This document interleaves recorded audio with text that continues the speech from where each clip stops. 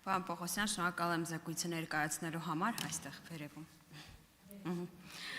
Ես երկու հարց ունեմ, մեկը վերաբերում է ընտանեկան կենցաղային բռնության կանխարգելմանը, երբ երկրորդը վերաբերում է հետամտմանը, որը խորհրդարանը վերջերս քրեականացրեց։ Առաջին մասով ուզում եմ հասկանալ նախորդ տարվանից, եթե չեմ սխալվում, որովհետև ասեցիք այս տարի 1500 գործ է քննվել, նախորդից 2100-ն են ընտանեկան եւ կենցաղային բռնության դեպքերը, 735 վարույթ կարճվել է, այսինքն ստացվում է ամեն երրորդը, որոնցից 600-ի հիմքը ռեաբիլիտացիոնող է եղել։ Ուզում եմ այս մասին մենք խոսենք եւ քաղաքացիներին ավելի բարձր դառնա ինչի մասին է գնում խոսքը եւ դատարանը ուղարկվել են 400-ը։ Այսինքն եթե պատկերավոր ասենք, մեկը ուղարկվում է դատարան մեկ գործ, երկուսը կարճվում է, մեկն ուղարկվում է եւ նույն հերթականությամբ։ Ստացվում է, որ առանց այն էլ դժվար բացահայտվող այս հանցագործությունը միշտ չէ, որ բացահայտվում է եւ շատ հաճախ մենք ականատես ենք լինում արդեն սպանության դեպքերի, ինչն ըստիս կանխարգելիչ միջոցառումների պատշաճ կիրառման արդյունքում է տեղի ունենում եւ ես ուզում եմ, որպեսզի մենք հասկանանք որտեղ է խնդիրը եւ հասկանանք, թե ինչ օրենսդրական այլ փոփոխություններ կարող ենք անել այս մասով եւ քանի որ դեռ ժամանակ ունեմ հետամտման մասով ես ուզում եմ հասկանամ ինչ հմտություններ ունեն մեր քննիչները, որպեսզի բացահայտեն այս հանցակազմի սուբյեկտիվ կողմը, որովհետև օրենքն ընդունելիս, ներքին քննարկումներում, նաև քննչական կոմիտեի ներկայացուցիչների, դատախազության ներկայացուցիչների հետ քննարկելիս սա շատ հաճախ կար անհանգստություն, որն ի դեպ սոցիալական ցանցերում ինձ մեկնաբանություններ են գրում տղամարդիկ ավելի հաճախ, որ ինչպես է քննիչը կամ դատավորը տարբերակելու սիրահետելը եւ հետամտելը։ Ես կարծում եմ տարբերությունը շատ հստակ է, բայց ուզում եմ հասկանալ արդյոք նման հմտություններ ունեն մեր քննիչները։ Շատ լավ։ Շնորհակալություն հարցի համար։ Ես նշեմ, որ վիճակագրական տվյալները, երբ որ ես ներկայացնում եմ, նաև նշեմ, որ բավականին մեծ թվով քրեական վարույթներ ունենք, երբ որ մեղադրական եզրակացությամբ ուղարկվել է դատարան, թվերը արդեն նորից չկրկնեմ, այս մասով եւ չեմ կիսում այն կարծիքը, որ բացահայտման առումով այս կարգի դեպքերով մենք խնդիր ունենք, որովհետեւ փորձը ցույց է տալիս, որ բավականին ակտիվ հենց այդ բռնության զոհերը ըստ էության իրենք են բարձրաձայնում։ Իրենք են բարձրաձայնում, նաև օրենսդրական կարգավորումներն այնպիսին են, դուք գիտեք, որ այս դեպքերը մասնավոր մեղադրանքի հետ կապված քրեական վարույթներից տարանջատվել են եւ անկախ քրեական հայց ներկայացնելուց դատախազը հայց քրեական վարույթը հանձնարարում է քրեական վարույթ նախաձեռնելու եւ նման դեպքերը շատ են, այսինքն այս առումով կարծում եմ նաև մենք բավականին դեպքեր ունենք, երբ որ դժոխ մեր խնդիրը հետեւյալն է, մենք որպեսզի առավելագույնս քրեական վարույթի նախաձեռնման պահից սկսած դժողի շահերի պաշտպանությամբ, անվտանգության միջոցներով եւ այլն, որպեսզի այս դժողը բռնության զոհը ավելի անկաշկանդ լինի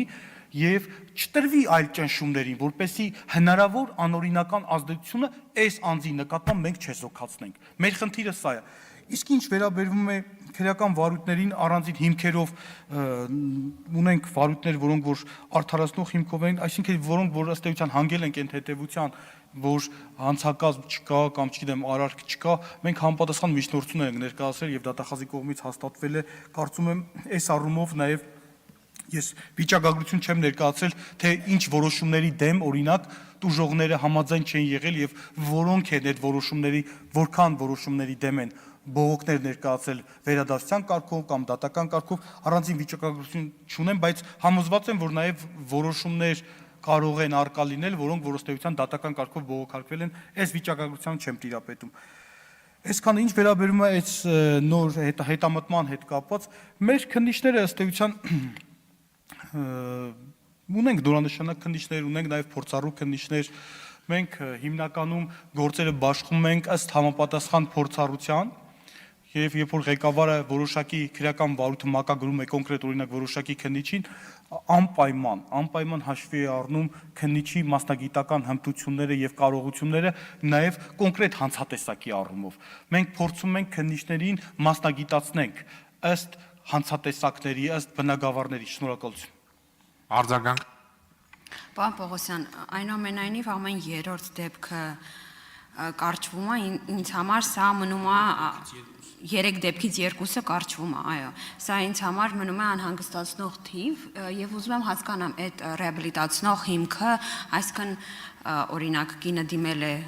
ոստիկանություն, բռնության, ֆիզիկական, հոգեբանական, հա, տարբեր հիմքեր ունենք սեռական բռնության եւ այսինքն քննվել է եւ 3-ից 2-ը ստացվում է, որ դիմորդը մեղմ ասած չափազանցրել է, ստել է եւ այլն, ես ուզում եմ վստահեցնել, որ բռնության դեպքերով դատարան դիմելու, ոստիկանությանը դիմելու համար բավարար քաջություն է պետք, հաշվի առնելով այն սոցիալական հիմքերը, որոնք առկա են այս բռնության տեսակի ընկալման նկատմամբ եւ ես կարծում եմ, որ մենք այս թիվը պետք է ազդակ մեզ համար այնուամենայնիվ լինի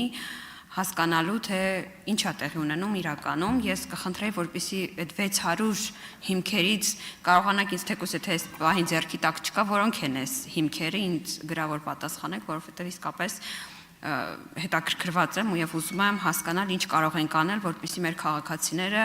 անկախ սեռից տարիքից սոցիալական կարգավիճակից պաշտպանված լինեն եւ պետությունը պաշտպանի այս քաղաքացիներին Շնորհակալություն Ես կխնդրեմ գրավոր հարցում արեք, մենք այդ հիմքերի մասով բացվածքով փորձենք այդ մասը տալ, որպեսզի հասկանանք յուրաքանչյուր դեպքով ինչի է քնիչը հանգել համապատասխան հետևության, բայց մի հատ sense օրինակ մատնանշեմ, ես պատահական չշեշտեցի, որ նաև դատախազի կողմից սեփական նախաձեռնությամբ, երբ որ ըստ էության այս մասնավոր մեղադրանքի ոլորտից դուրս է եկել, շատ դեպքերում տեղյակ եմ դեպքեր կան, երբ որ դատախազը ինքնուրույն իր նախաձեռնությամբ, երբ որ այլ դեպքի հետ կապված հանցագործության վերաբերյալ դեպքով, երբ որ վարույթը ուսումնասիրում են, նայում է, որ օրինակ ամուսինը, օրինակ կնոջ նկատմամբ բռնություն է գործադրել, օրինակ, դատախազը հանձնարարում է, որպեսզի վարույթ նախաձեռնի, այսինքն ոչ բոլոր դեպքերում գործ ունենք այն դեպքերի հետ, երբ որ կինը կամ չգիտեմ, եկել եւ դիմել է հաղորդում է ներկայացել իր նկատմամբ գործադրված ենթադրյալ բռնության մասին։ Շնորհակալություն։ Անդրանիկ Քոչյան